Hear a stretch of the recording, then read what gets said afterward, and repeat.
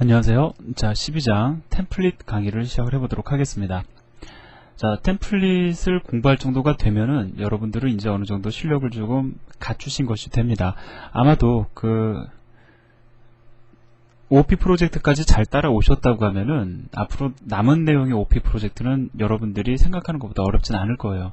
그러니까 어려운 내용은 다 지났다고 생각을 하시면 되고요. 이제 다만 좀 새로운 내용을 갖다 여러분들에게 전개를 해드리는 건데, 아마 어렵다기보다는 여러분들 아마 재미를 많이 느끼실 겁니다. 이 템플릿도 활용 범위가 상당히 넓은데, 어떤 기본적인 문법적인 요소 제가 설명 다 드리고요. 그 다음에 실제로 여러분들이 나가서 개발을 하실 때 템플릿이 어떠한 관점을 지니는지 이러한 내용들도 제가 설명을 드리도록 하겠습니다. 자, 그러면 일단 기본적으로 템플릿이 뭔지를 갖다가 제가 여러분들에게 설명을 드리는 것이 순서일 것 같네요. 자, 여기 보면은 우리에게 너무나도 익숙한 add라는 이름의 함수가 있습니다. 이걸 얘기하기 전에요. 템플릿이라는 게 뭔지를 한번 얘기 좀 해보도록 하죠. 자, 템플릿이라는 것은 무엇을 가리켜 템플릿이라고 얘기를 합니까? 해석을 해보면은 모형자가 템플릿이죠. 자, 모형자를 가리켜 우리가 보통 템플릿이라고 얘기를 합니다. 근데 꼭 이게 모형자에 국한시키지 마시고요. 여러분들 왜 보면은 이렇게 제품을 만들어내는 틀들이 있죠. 그 어떤 형틀들을 갖다가 다 템플릿이라고 얘기를 합니다. 예를 들어서 이 붕어빵이 있다고 가정을 해보자고요. 그러면 이 붕어빵을 찍어내는 기계도 템플릿입니다. 이 붕어빵 얘기를 보통은 클래스를 갖다가 얘기하면서 꺼내는 경우가 많은데, C++에서는 클래스를 이야기하면서 붕어빵을 얘기하는 것보다는 템플릿에 붕어빵을 비교하는 것이 더 적절하다고 저는 개인적으로 생각을 하거든요. 자, 그래서 이렇게 뭔가를 갖다 찍어낼 수 있는 그러한 요소들을 가리켜 우리가 템플릿이라고 얘기를 해요. 그러면 우리가 두 가지 측면으로 이해를 해야 되는데, 일단 템플릿의 기본적인 사항을 제가 조금 모형자적인 측면에서 쉽게 일단 설명을 드리고요. 그 다음에 템플릿의 실질적인 원리를 이해하시면 왜 템플릿을 가리켜 템플릿이라고 얘기를 하느냐, 즉 형틀적 특성에서 다시 한번 이해를 하실 수가 있을 겁니다. 자, 그럼 이번 시간에는 일단 모형자적인 측면 아주 쉽게 일단 설명을 드리고요. 그리고 나서 다음 시간이나 다다음 시간 정도에 형틀의 특성을 가지고 다시 한번 템플릿에 대해서 재정의를 하도록 할 겁니다. 자, 그러면 일단 모형자를 보면 제가 모형자를 하나 그려볼게요. 자, 템플릿 그립니다. 영어로 여러분들 사전 찾아보시면 템플릿에 모형자라는 의미가 있어요. 자, 그럼 이런 모형자 여러분들 알고 계시죠? 자, 여기 이렇게 원을 그릴 수 있는 이렇게 틀이 있다고 가정을 해봅시다. 자, 그럼 이게 템플릿이에요. 템플릿은 기본적으로 우선 기능이 결정되어져 있습니다. 기능은 결정되어져 있죠. 자, 얘는 어떠한 기능을 지닙니까? 지금 이렇게 삼각형의 어떠한 형틀도 있지만 이것만 가지고 본다면, 자, 여기는 이렇게 채워져 있겠죠. 자, 원을 그릴 수 있는 기능이 결정되어져 있다라는 거예요. 이것이 바로 템플릿의 특성입니다. 그죠? 원을 그릴 수 있는 기능이 있어요. 두 번째, 기능은 결정되어져 있지만 무엇은 결정이 안 되어집니까? 기능, 즉 원을 그릴 수 있다라는 기능은 결정되어져 있는 반면에 그 원의 색은 결정되어져 있지 않다라는 겁니다. 이 두 가지만 만족을 하면 우리는 템플릿이라고 이야기할 수 있는 거예요. 물론 모든 경우에 그런 건 아니지만 우리가 최소한 C++의 템플릿을 공부할 때는 그렇다는 겁니다. 자, 그럼 우리가 여기서 한 단계 더 나가서 생각을 해보면, 원을 우리가 이 모형자를 이용해서 제공받는 기능은 원을 그리는 거죠. 근데 색은 결정되어져 있지 않아요. 색은 언제 결정이 되냐면, 이건 너무 쉬운 얘기지만 제가 펜을 여기다 딱 가져다 대는 순간에 그려지는 원의 색깔이 결정이 되는 거죠. 쉽게 말씀을 드리면 그 자를 사용하는 순간에 색이 결정이 되는 겁니다. 제가 파란색 펜을 가져다 대면 파란색 원이 그려지는 거고, 만약에 빨간색 펜을 가져다 대면은 빨간색 원이 그려지는 거죠. 자, 그러면은 여기 있는 add 함수를 한번 보도록 합시다. 자, 기능은 결정되어져 있나요? 자, 기능은 결정되어져 있습니다. 기능은 덧셈이에요. 그죠? 자, 그래서 첫 번째 조건을 만족을 합니다. 기능은 덧셈이다. 결정되어져 있습니다. 자, 그럼 두 번째, 색깔. 자, 근데 모형자에서의 색깔을 우린 여기서 지금 제가 색을 무엇을 가지고 비유를 한 거냐면요, 아마 감이 딱 오셨을 겁니다. 그렇죠. 자료형, 데이터 타입. 데이터 타입이 이 함수에서는 색이 되는 겁니다. 자, 타입 정보 결정되어져 있습니까? 결정 안 되어 있습니까? 결정되어 있죠. int라고 이미 결정되어 있습니다. 그럼 얘는 템플릿이 아니에요. 템플릿은 기능은 결정되어져 있지만 타입 정보는 결정되어지지 않는 것이 템플릿이죠. 근데 얘는 지금 다 결정되어져 있다는 겁니다. 항상 덧셈을 할 때 int형 덧셈만 하죠. 물론 우리가 더블형 데이터를 전달할 수도 있겠지만 그러한 경우에는 데이터 손실이 일어납니다. 다시 말씀드리면 타입도 결정되어져 있다라는 겁니다.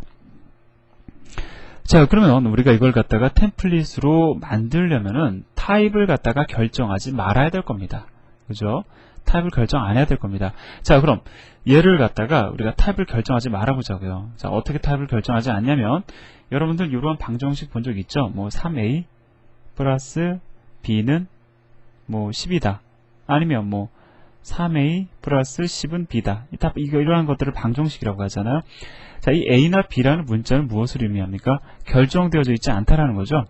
예, 결정되어지지 않은 것을 가리켜 우리가 보통 이렇게 문자로 표현을 합니다. 뭐 3x 플러스 b 뭐 10은 y다. 뭐 이렇게 써도 되죠. 자, 그럼 우리도 여기서 지금 결정 안 하겠다라는 것은 타입 정보죠. 자, int를 대신해서 결정되어져 있지 않다라는 의미로 문자 하나를 갖다 집어넣읍시다. 뭐 여기에 나와 있는 것처럼 a를 쓰셔도 좋고 b를 써도 좋고요. 근데 일반적으로 관례상 템플릿에 t를 갖다가 약자로 쓰는 경우가 많습니다. 그럼 우리도 int를 대신해서 t로 써보자고요. 자, 그럼 그대로 제가 이거를 t로 바꿔서 써보겠습니다. t add 그 다음에 ta tb. 자, 타입 int를 다 t로 바꾼 거밖에 없습니다. 다른 거 한 거 없죠? 그 다음에 return a 플러스 b.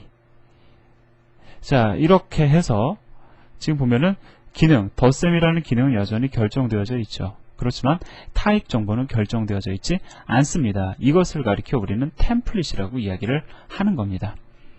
이해되셨습니까?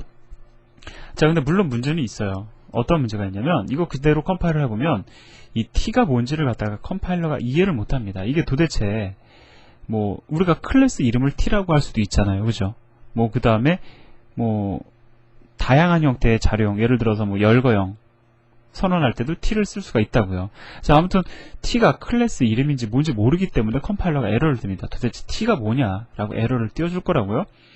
자, 그래서 우리는 t가 무엇인지를 설명을 해줘야 됩니다. 컴파일러에게 이 t는 내가 여기에 존재하는 add 함수를 갖다가 템플릿으로 선언하기 위해서 사용한 문장이다. 사용한 단어다. 자, 이렇게 어떤 선언을 해줘야 됩니다. 그러한 선언을 보태주시면 이렇게 템플릿이 완성이 되는 거예요. 자, 그럼 여기 보면은 상당히 복잡하게 들어가 있죠? 복잡하게 들어가 있는데 이걸 그냥 무조건 외우는 경우가 있습니다. 뭐 일단 t 쓰면은 이걸 템플릿으로 선언하면 이렇게 써준다. 그러지 마시고 이것도 읽으면 다 읽어집니다. 어떻게 읽으시면 되냐면 이게 그냥 쓴 것 같지만 다 의미를 지니는 거거든요. 자, 제가 한번 읽어볼게요. 자, t라는 타입 네임에 대해서 아래 존재하는 함수를 템플릿화 하겠다라는 선언입니다. 자, t가 무엇인지를 설명을 하고 있죠. 내가 add 함수를 갖다가 템플릿으로 선언하기 위해서 t라는 타입 네임을 썼다라는 의미가 되는 거예요. 자, 그렇게 해서 우리는 이렇게 템플릿을 선언할 수가 있는 겁니다. 자, 그러면은 이제 한번 여기서 한 가지만 더 얘기를 해보자고요. 이 자의 경우는 색깔이 언제 결정된다고요? 그 자를 사용하는 순간에 결정이 되죠. 그럼 이 t라는 자료용도 뭔가 결정이 돼야 될 거라고요. 언제 결정이 되겠습니까? add라는 이 함수를 사용하는 경우에 결정이 되는 겁니다. 자, 그럼 여기까지 여러분들 이해하셨으면 거의 템플릿의 60-70%를 이해한 겁니다. 뭐 어려운 거 없죠. 자, 그러면 예제를 통해서 한번 템플릿에 대해서 다시 한번 정리를 좀 해보도록 하죠.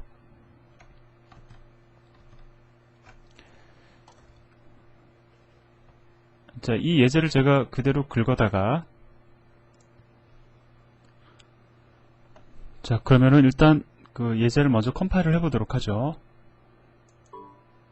자, 문제가 없고요. 자, 실행을 해보면 실행 결과도 적절히 나오고 있는 것을 확인할 수가 있습니다. 자, 그러면은 예제를 조금 더 우리가 분석을 해보도록 합시다. 자, 여기 보면 add 함수 있죠. 자, 엄밀히 따지면 템플릿이라고 이야기를 해야 되는데 그 용어 정리에 대한 것은 제가 다음 시간에 조금 더 해드릴 거니까 일단은 그냥 템플릿이라고 이해를 하세요. 정확한 명칭은 템플릿 함수가 아니고요. 함수 템플릿입니다. 자, add라는 템플릿이 있고 메인 함수에서 add 함수를 호출하면서 첫 번째 인자로 10과 두 번째 인자로 20을 넘깁니다. 따라서 이 t는 int로 인식이 되어서 add 함수가 호출이 되겠죠. 자, 우리 여기서 보면은 또 역시 add 함수 호출하면서 1.1과 2.2를 인자로 전달하고 있습니다. 자, 1.1과 2.2는 이러한 상수는 더블형으로 처리가 되죠. 따라서 t가 더블로 인식이 되어서 add 함수가 호출이 될 겁니다. 자, 보시면서 나름대로 매력을 느끼셨을 거예요. 자료용에 독립적으로 이렇게 함수가 호출될 수 있다는 것은 상당한 메리트가 있죠. 자, 근데 중요한 거는요, 여러분들이 이거를 이해하시는 것도 좋지만 일단은 내부적인 어떤 메커니즘, 실제로 템플릿이 어떻게 구현이 되느냐, 그것이 사실은 더 중요한 거거든요. 그거를 아마 제가 이 12장 강의 거의 마지막 부분에서 말씀을 드릴 겁니다. 그러니까 그 부분은 놓치지 마시고 꼭 들으시기를 부탁을 드리고요. 자, 이제 한 가지만 더 제가 좀 질문을 드리도록 하죠. 제가 그 11장 강의를 하면서 STL에 대해서 좀 설명을 드린 적이 있습니다. 그죠? 이제는 여러분들이 STL이 뭔지 아실 거예요. 그죠? 왜냐면 표준, 스탠다드, T가 템플릿, 즉 이런 식으로 구현이 되어 있다는 겁니다. 그러한 라이브러리라는 거죠. 자, 그래서 STL을 보면은 뭐 여러분들이 알고 계신 자료 구조나 알고리즘 이렇게 구현이 되어 있습니다. 자, 그러면 여기서 템플릿과 연산자 오버로딩의 어떤 연계성에 대해서 제가 조금만 설명을 드릴게요. 자, 예를 들어서요. 지금 add라는 함수가 있는데 이거 지금 다 기본 자료이잖아요. 여러분하고 제가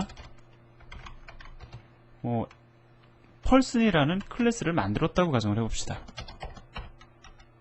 자, 그러면 person이라는 클래스가 있다고 가정을 해보자고요. 물론 person을 더한다라는 것 자체가 조금 의미는 없습니다만 좀 의미가 있는 거를 얘기를 해볼까요? 뭐 예를 들어서 string, 우리가 만들어봤던 string 클래스를 얘기를 해보도록 하죠. 자, string 클래스가 있습니다. 이 좀 더 의미가 더 이제 생겼네요. string 클래스 객체를 두 개를 만들어서 이 add 함수의 인자로 전달할 수 있을까요? 자, 기본적으로 생각을 해보자고요. 일단 string 객체도 인자로 받을 수가 있습니다. 인자로 받을 수는 있어요. 이 t가 스트링으로 인식되는 것은 전혀 문제가 없습니다. 자, 문제는 없는데 어디서 문제가 생길 수 있냐면 이 인자로 전달된 객체들이 덧셈이 가능하냐 불가능하냐가 사실은 문제예요. 자, 그러면 예를 들어서 이 add라는 함수가 STL로 존재하고 있었다고 가정을 해봅시다. 우리가 add 함수의 인자로 전달을 무엇인가를 갖다가 전달하기 위해서 그 전달 인자는 기본적으로 무엇이 가능해져야 될까요? 그렇죠. 덧셈이 가능해야 된다는 겁니다. 자, 그래서 사용자가 정의한 클래스의 객체도 STL 라이브러리를 기반으로 해서 사용할 수가 있어요. 다만 STL에서는 분명히 요구하고 있는 것이 있습니다. 예를 들어서 이 함수를 호출하면서 인자로 전달을 할 때는 전달되는 인자는 이러한 조건을 만족을 해야 된다. 이 경우에는 플러스 연산이 가능해야 된다라는 조건을 만족을 해야 되겠죠. 자, 그러한 조건을 만족을 해야 된다라는 것이 이제 명시가 됩니다. 자, 그래서 우리가 연산자 오버로딩을 공부한 뭐 여러 가지 이유가 있지만 또 가장 큰 이유 중에 하나는요, 여러분들이 실제로 연산자 오버로딩을 막 직접적으로 상당히 다양하고 복잡하게 할 일은 거의 없습니다. 근데 필드에 나가서 STL을 경험하시다 보면, 이걸 접하다 보면, 내가 이걸 사용하려다 보면은 여러분들이 적절히 연산자 오버로딩을 해야 될 일이 분명히 있다라는 거예요. 자, 그래서 이 연산자 오버로딩을 그러한 의미로 여러분들이 좀 의미를 지니셨으면 좋겠습니다. 자, 그러면 그냥 기본 자료용 데이터만 전달하고 끝나면 너무 의미는 있지만 너무 좀 싱거우니까 좀 다양한 예를 한번 만들어 보도록 하죠. 자, 우리가 이미 스트링이라는 기본 자료용, 기본적으로 제공이 되는 라이브러리에 존재하는 스트링이라는 클래스가 있다는 걸 알고 있어요. 자, 그걸 한번 우리가 만든 add라는 템플릿에다가 전달을 해보도록 하죠. 자, string 클래스를 string이라는 헤더 파일을 include 하고요. 그 다음에 여러분들이 물론 직접 만든 string 클래스를 활용해도 좋습니다. 자, 그 다음에 string 클래스를 갖다가 선언을 해줬습니다. 자, string 클래스의 객체 만드는 법 이미 알고 계시죠?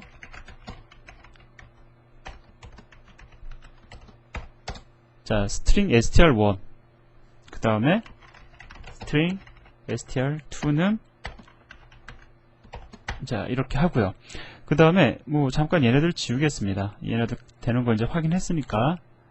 그리고 자, str1과 str2를 일단 출력을 먼저 좀 해보자고요.